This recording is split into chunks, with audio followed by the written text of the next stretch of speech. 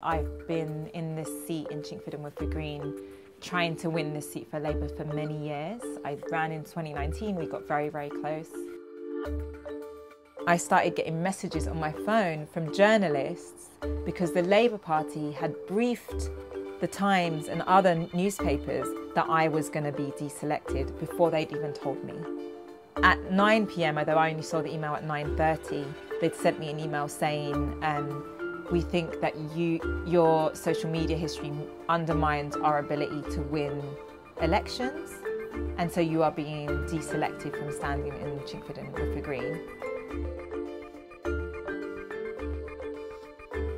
I had liked a sketch from a Jewish comedian in the US talking about how difficult it is to talk about Israel. And they included tweets that were me liking my friend running for the Green Party as a local councillor.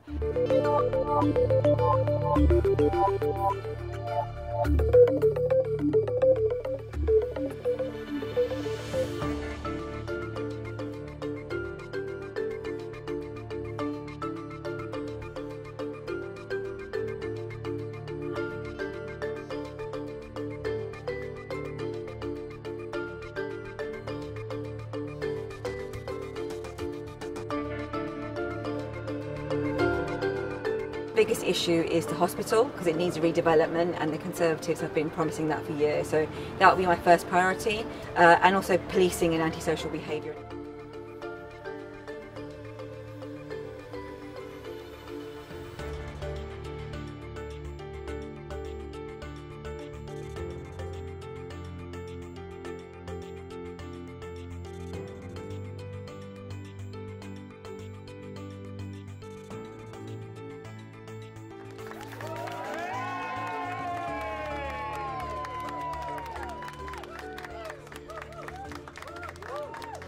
That Keir is implementing the Equalities and Human Rights Commission recommendations in full.